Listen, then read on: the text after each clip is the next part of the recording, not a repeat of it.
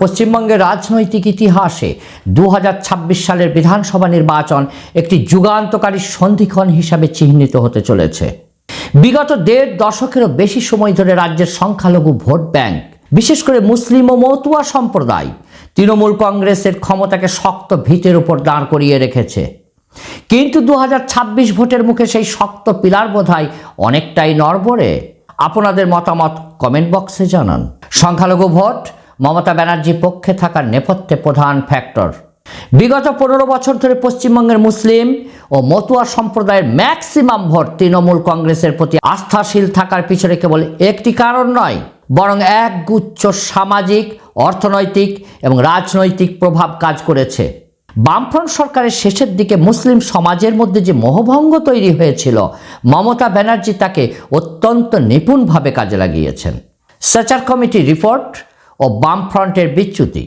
2006 সালে প্রকাশিত সেচার কমিটির রিপোর্ট পশ্চিমবঙ্গের মুসলিম সম্প্রদায়ের জন্য একটি চোখ খুলে দেওয়ার দলিল হিসাবে কাজ করেছিল।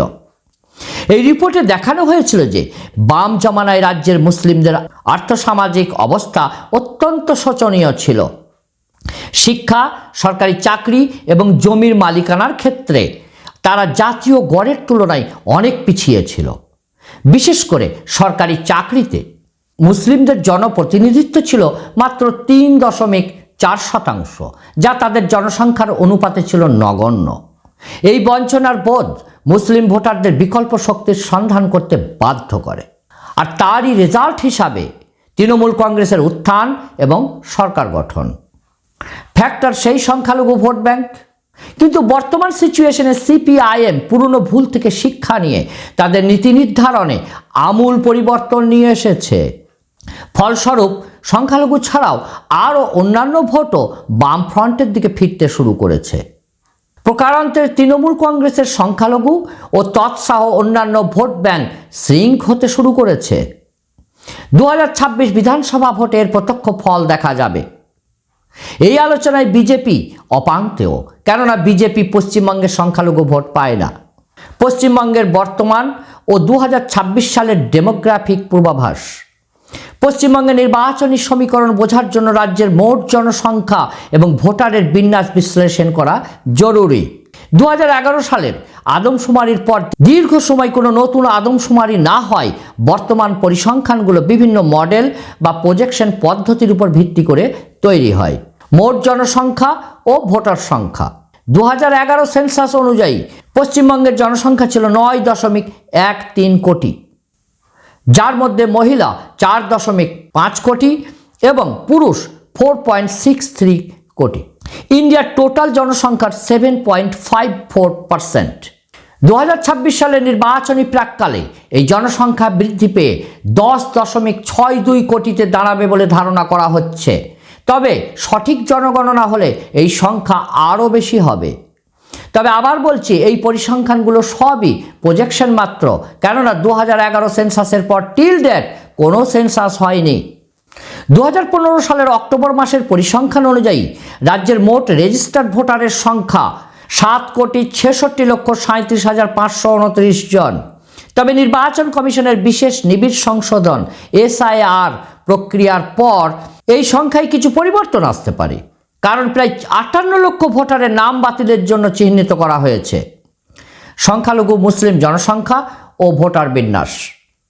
বিগত কয়েক দশকে পশ্চিমবঙ্গে মুসলিম জনসংখ্যার আনুপাতিক হার ধারাবাহিকভাবে বৃদ্ধি পেয়েছে। 1951 সালে মুসলিমদের হার ছিল 19.05%, যা 2011 সালে বৃদ্ধি হয়ে 2701%-এ পৌঁছায়। 2026-এর প্রাক্কালে এই হার প্রায় 27.05% থেকে 30%-এ পৌঁছাতে পারে বলে বিশ্লেষকদের ধারণা।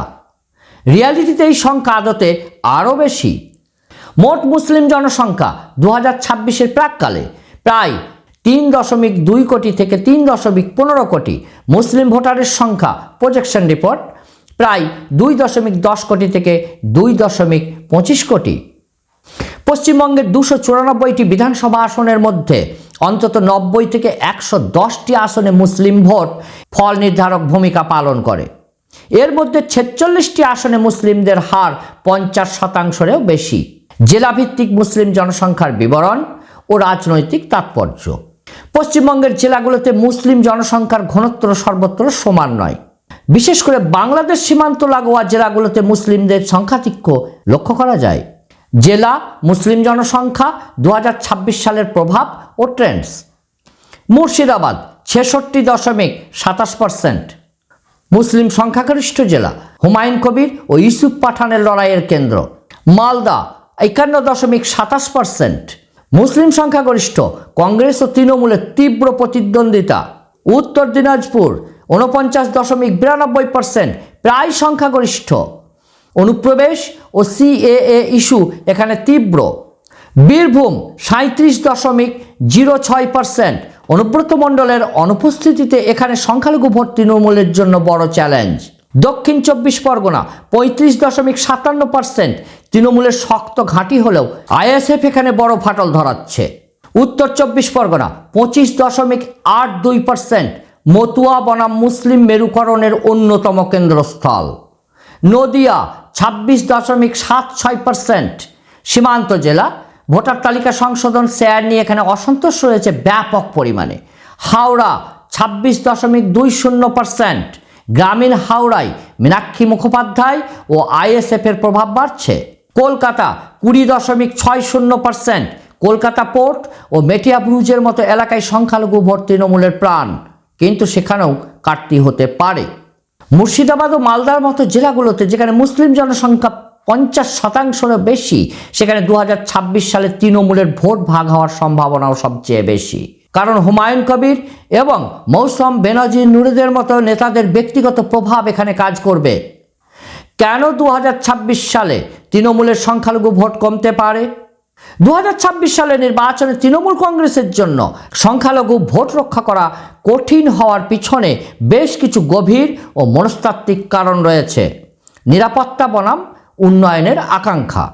বিগত নির্বাচনগুলোতে মুসলিমরা তৃণমূলকে ভোট দিয়েছিলেন মূলত বিজেপিকে কোণঠাসা করতে, কিন্তু এখন অনেক সংখ্যালঘু ভোটারের মধ্যে প্রশ্ন উঠছে যে কেবল নিরাপত্তার বিনিময়ে কতদিন তারা অনুন্নয়ন বা কর্মসংস্থানের অভাবকে মেনে নেবেন। সাবার ইনস্টিটিউটের এক গবেষণা অনুযায়ী গ্রামীণ মুসলিম পরিবারগুলোর একটি বড় অংশ এখন অত্যন্ত দারিদ্রতার মধ্যে বসবাস করছে, যার ফলে তাদের মধ্যে তৃণমূল সরকারের প্রতি টোকেনিজম বা প্রতীকী রাজনীতির বিরুদ্ধে ক্ষোভ তৈরি হচ্ছে। 2.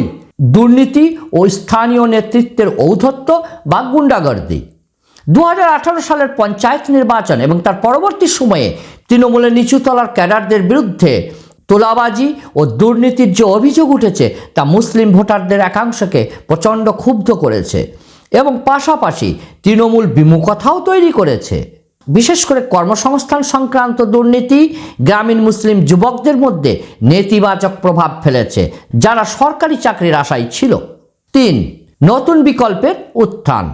2021 সালে আইএসএফ পীরজাদা আব্বাস সিদ্দিকীর উত্থান দেখিয়ে দিয়েছে যে তৃণমূলের বাইরেও মুসলিমরা নিজেদের নেতৃত্ব খুঁজতে আগ্রহী। 2026 সালে যদি আইএসএফ এবং বামফ্রন্ট ঐক্যবদ্ধভাবে শক্তিশালী বিকল্প হিসাবে নিজেদের তুলে ধরতে পারে, তবে তৃণমূলের একচেটিয়া সংখ্যালঘু ভোটে ধস নামা অনিবার্য। 4. ভোটার তালিকা সংশোধন স্যার নিয়ে আতঙ্ক। নির্বাচন কমিশনের নিবিড় সংশোধন স্যার প্রক্রিয়ার প্রভাবে মুসলিম সংখ্যাগরিষ্ঠ এলাকার ভোটারদের নথিতে লজিক্যাল ডিসক্রিপেন্সি বা যৌক্তিক ত্রুটি পাওয়া গেছে। তা নিয়ে স্থানীয় মানুষের মধ্যে আতঙ্ক তৈরি হয়েছে। অনেক ভোটার মনে করছেন যে বর্তমান সরকার তাদের ভোটাধিকার রক্ষায় পর্যাপ্ত ব্যবস্থা নিতে ব্যর্থ হয়েছে। বিশেষ করে মালদা ও মুর্শিদাবাদের মতো জেলায় 20 লক্ষেরও বেশি ভোটারকে সমন পাঠানো হয়েছে, যা সংখ্যালঘু মনে ক্ষোভের জন্ম দিয়েছে। সম্ভাব্য কত শতাংশ ভোট পেতে পারে তৃণমূল? 2021 সালের বিধানসভা নির্বাচনে তৃণমূল কংগ্রেস মুসলিমদের প্রায় 75% ভোট পেয়েছিল। 2024 সালের লোকসভা নির্বাচনেও এই ট্রেন্ড বজায় ছিল। সেখানে প্রায় 73% মুসলিম ভোট তৃণমূলের ঝুলিতে গিয়েছিল। তবে 2026 সালের জন্য রাজনৈতিক বিশ্লেষকদের মতে অনেক হিসাব বদলে যেতে পারে। তৃণমূল কংগ্রেস 60%, বিগত নির্বাচনের তুলনায় 10 থেকে 15% কম।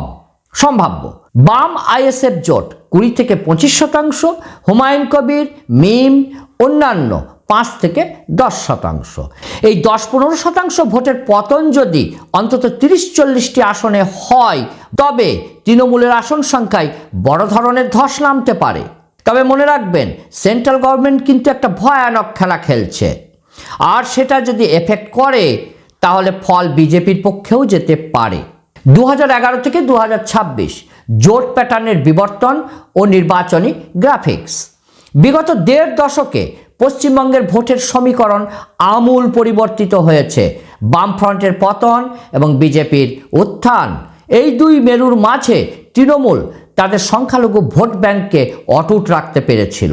তবে 2026 ভোটে আর বোধহয় ধরে রাখতে সামর্থ্য হবে না। আমি দর্শকদের রিকোয়েস্ট করব এই জায়গাটা খুব মনোযোগ দিয়ে দেখতে ও শুনতে, এতে প্যাটার্নটা বুঝতে সহজ হবে। এখানে আরও একটা অনুরোধ, যেসব দর্শক এই কন্টেন্টগুলিকে পছন্দ করছেন তারা চাইলে ভিডিওর নিচে জয়েন বাটন ক্লিক করে সাপোর্ট করতে পারেন। বিধানসভা নির্বাচনের ফলাফল ও ভোট শেয়ার 2011 থেকে 2021। রাজনৈতিক দল: তৃণমূল কংগ্রেস 2011 38.9%, আসন 184। 2016 44.9%, 2021 48.0%, আসন 215। বিজেপি 2011 4.1%, আসন 0। 2016 10.2%, আসন 3। 2021 38.1%, এইখানটা কিন্তু বড় লাভ মেরেছে, আসন 77। বামফ্রন্ট 2011 30.8%, আসন 40। 2016 19.7%, আসন 32। 2021 5.7%, আসন 0। এই জায়গায় সিপিআইএম চরম ব্যর্থ। কংগ্রেস 2011 9.1%, আসন 42। 2016 12.3%, 2021 2.9%, 0। সিপিআইএম ফ্যাক্টর: বামেদের হারানো জমি উদ্ধারের চেষ্টা। বিগত কয়েক বছর ধরে সিপিআইএম বা বামফ্রন্ট তাদের পুরনো মুসলিম জনশক্তি ফিরে পাওয়ার জন্য মরিয়া হয়ে উঠেছে। 2026 সালে তারা মূলত 3টি কৌশল গ্রহণ করেছে। 1. তরুণ নেতৃত্বের উত্থান। মীনাক্ষী মুখোপাধ্যায় এবং সৃজন ভট্টাচার্যের মতো তরুণ নেতাদের ব্যবহার করে বামেরা মুসলিম যুবকদের কর্মসংস্থানের ইস্যুটিকে সামনে আনছে। তারা বোঝাতে চাইছে যে বিজেপিকে ঠেকানোর নাম করে তৃণমূল কেবল ধর্মীয় মেরুকরণের মাধ্যমে মুসলিমদেরকে তোষণ করছে, কিন্তু তাদেরকে বিশেষ কোনো উন্নতি দিতে পারেনি। 2. আইএসএফের সাথে জোট। নওশাদ সিদ্দিকীর দলের সাথে জোট করে সিপিআইএম বোঝাতে চাইছে যে তারা মুসলিমদের ধর্মীয় এবং সামাজিক সত্তাকে সম্মান করে। যদিও এই জোট 2021 সালে খুব একটা ফলপ্রসূ হয়নি, তবে 2026 সালে তারা একে আরও নিবিড় করার চেষ্টা করছে, কারণ 2026-এ প্ল্যাটফর্ম আলাদা। 3. তৃণমূলের ডাইভার ও স্প্রিংবোর্ড তত্ত্ব। সিপিএমের রাজ্য সম্পাদক মোহাম্মদ সেলিম প্রায়ই বলেন যে তৃণমূল আসলে বিজেপির জন্য পশ্চিমবঙ্গে স্প্রিংবোর্ড হিসাবে কাজ করেছে। এই তত্ত্বটি মুসলিম বুদ্ধিজীবীদের একাংশের মধ্যে জনপ্রিয়তা পাচ্ছে, যারা তৃণমূলের দীর্ঘদিনের শাসনে ক্লান্ত। 4. বহুল প্রচারিত প্রতিকুর রহমান ফ্যাক্টর। সিপিআইএম থেকে বহিষ্কৃত হওয়ার পর প্রতিকুর রহমান সংখ্যালঘু যুবকদের একাংশের কাছে আপসহীন বাম মুখ হিসাবে পরিচিত ছিলেন। তার অপসারণ দলীয় শৃঙ্খলার বার্তা দিলেও প্রতিনিধিত্ব নিয়ে প্রশ্ন তুলেছে। দক্ষিণ 24 পরগনায় তার প্রভাব সীমিত হলেও মনস্তাত্ত্বিকভাবে গুরুত্বপূর্ণ, ফলে তিনি একটি শক্তিশালী প্রভাবিত ফ্যাক্টর হিসাবে থেকে যাচ্ছেন। আইএসএফ ফ্যাক্টর দক্ষিণবঙ্গের নতুন সমীকরণ। নওশাদ সিদ্দিকীর নেতৃত্বাধীন ইন্ডিয়ান সেকুলার ফ্রন্ট আইএসএফ 2026 সালের নির্বাচনে তৃণমূলের জন্য একটা বড় কাঁটা হতে পারে। ফুরফুরা শরীফের পীরজাদাদের অনুসারী একটি বিশাল অংশ দক্ষিণ 24 পরগনা, উত্তর 24 পরগনা এবং হুগলিতে ছড়িয়ে আছে। প্রভাবের ক্ষেত্র: ভাঙড়, ক্যানিং, মগরাহাট এবং আমডাঙ্গার মতো এলাকায় আইএসএফের সংগঠন অত্যন্ত শক্তিশালী। ধর্মীয় ও সামাজিক পরিচয়: আইএসএফ কেবল মুসলিম নয়, দলিত ও আদিবাসীদের নিয়েও কথা বলছে আজকাল, যা একটি প্রান্তিক ঐক্য গড়ে তোলার চেষ্টা করছে। নওশাদ সিদ্দিকী ফ্যাক্টর: আইএসএফের একমাত্র বিধায়ক নওশাদ সিদ্দিকীর কারাবাস এবং তার পরবর্তী জনপ্রিয়তা তাকে সংখ্যালঘু সমাজের কাছে একজন বীর হিসাবে প্রতিষ্ঠিত করেছে। তিনি যদি 2026 সালে মীনাক্ষী মুখার্জির সাথে মিলে প্রচার করেন তবে তৃণমূলের দক্ষিণবঙ্গের সংখ্যালঘু ভোটে বড় ইম্প্যাক্ট হবে। আইএসএফের মূল লক্ষ্য হলো তৃণমূলের থেকে 10 থেকে 15% ভোট সরিয়ে নেওয়া, যা বিজেপির জন্য সুবিধা করে দিলেও তৃণমূলের আধিপত্যকে চূর্ণ করতে যথেষ্ট। হুমায়ুন কবির ফ্যাক্টর, মুর্শিদাবাদের ভাঙন ও বিদ্রোহ। মুর্শিদাবাদের ভরতপুরের তৃণমূল বিধায়ক হুমায়ুন কবিরের বিদ্রোহ এবং তার নবগঠিত জনতা উন্নয়ন পার্টি জেইউপি 2026 সালের নির্বাচনে মুর্শিদাবাদ ও মালদা অঞ্চলের রাজনৈতিক সমীকরণ বদলে দিতে পারে। বাবরি মসজিদের আদলে মসজিদ ও ধর্মীয় প্রতীকীবাদ। হুমায়ুন কবির 2025 সালের ডিসেম্বরে মুর্শিদাবাদে বাবরি মসজিদের আদলে মসজিদ নির্মাণের ভিত্তিপ্রস্তর স্থাপন করে এক ব্যাপক বিতর্কের জন্ম দিয়েছেন। এটি কেবল একটি ধর্মীয় কাজ নয়, বরং তৃণমূলের নরম হিন্দুত্ব বা মন্দির কেন্দ্রিক রাজনীতির বিরুদ্ধে একটি কড়া প্রতিক্রিয়া। হুমায়ুন কবিরের দাবি, তৃণমূল সরকার হিন্দুদের তুষ্ট করতে গিয়ে মুসলিমদের অবহেলা করেছে।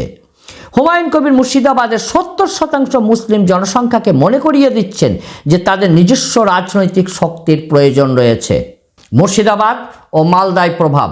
হুমায়ুন কবির ঘোষণা করেছেন যে তার দল অন্তত 135টি আসনে প্রার্থী দেবে। राज्य में 135 सीट में मैं उम्मीदवार खड़ा करेंगे, समझे? बीजेपी लड़ेगी, बीजेपी को खिलाफ भी मैं लड़ेंगे, जो करना कर लीजिए। যার মূল ফোকাস থাকবে মুর্শিদাবাদ এবং পশ্চিম মেদিনীপুর।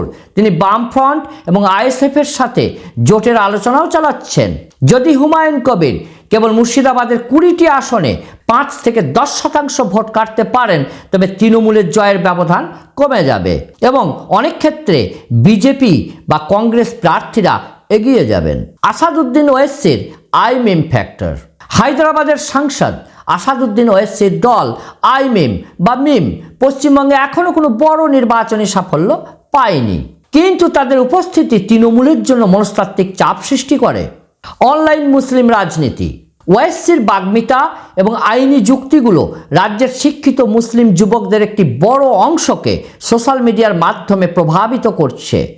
তারা মনে করে যে তৃণমূল কেবল তাদেরকে ভোট ব্যাংক হিসাবে ব্যবহার করে, কিন্তু সংসদে বা জাতীয় স্তরে মুসলিমদের অধিকার নিয়ে ওয়েসির মতো কথা বলে না। Counter polarisation. তৃণমূল প্রায়শই মিমকে বিজেপির বি টিম হিসাবে অভিহিত করে মুসলিমদের সতর্ক করে। তাদের দাবি, মিম কেবল ভোট কাটতেই পশ্চিমবঙ্গে আসে, কিন্তু পশ্চিমবঙ্গে বিজেপির আসল বি টিমকে। এটা দর্শকদের হাতে আমি ছেড়ে দিলাম, কমেন্ট বক্সে মতামত লিখে জানান। 2026-এর কৌশল। হুমায়ুন কবির ইতিমধ্যেই আসাদুদ্দিন ওয়েসিকে তাঁর দলের উদ্বোধনী অনুষ্ঠানে আমন্ত্রণ জানিয়েছিলেন এবং একটি বৃহত্তর সংখ্যালঘু জোট গড়ার প্রস্তাব দিয়েছেন।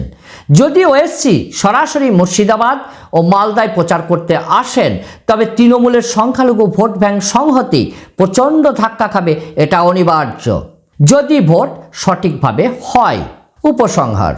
2026 সালের পশ্চিমবঙ্গ বিধানসভা নির্বাচনে তৃণমূল কংগ্রেসের জন্য সবচেয়ে বড় চ্যালেঞ্জ হবে তাদের রক্ষণাত্মক সংহতি বা ডিফেন্সিভ কনসলিডেশন ধরে রাখা। বিগত 1.5 দশক ধরে মুসলিমরা মমতা ব্যানার্জিকে ভোট দিয়েছেন কারণ তাদের সামনে অন্য কোনো বিশ্বাসযোগ্য বিকল্প ছিল না এবং বিজেপি ভয় ছিল প্রবল। কিন্তু বর্তমানে নওশাদ সিদ্দিকী এবং হুমায়ুন কবিরের মতো নেতাদের উত্থান দেখিয়ে দিচ্ছে যে সংখ্যালঘু সমাজ এখন তাদের নিজস্ব নেতৃত্ব দাবি করছে। নির্বাচন কমিশনের তথ্য অনুযায়ী ভোটার তালিকার নিবিড় সংশোধন এবং লক্ষাধিক ভোটারকে সমন পাঠানো নিয়ে যে প্রশাসনিক জটিলতা তৈরি হয়েছে তা অনেক সংখ্যালঘু ভোটারের মধ্যে বর্তমান প্রশাসনের সক্ষমতা নিয়ে সন্দেহ তৈরি করেছে। যদি আইএসএফ, বামফ্রন্ট জোট এবং হুমায়ুন কবিরের জনতা উন্নয়ন পার্টি একটি অভিন্ন ফ্রন্ট গঠন করতে পারে তবে তৃণমূলের সংখ্যালঘু ভোট ভাগ হওয়া কেউ আটকাতে পারবে না। পরিশেষে বলা যায় 2026 সালের নির্বাচন কেবল ক্ষমতার লড়াই নয়, বরং পশ্চিমবঙ্গের দীর্ঘদিনের ধর্মনিরপেক্ষ ভোট ব্যাংক রাজনীতির চরিত্র বদলের পরীক্ষা। তৃণমূল যদি কেবল বিজেপির ভয়ের উপর ভিত্তি করে ভোট পেতে চায় তবে তা ব্যর্থ হওয়ার সম্ভাবনা প্রবল।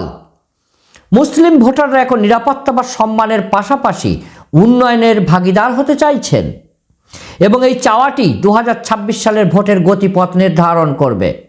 ধন্যবাদ। সুস্থ থাকুন, ভালো থাকুন, আবার দেখা হবে নেক্সট ভিডিওতে।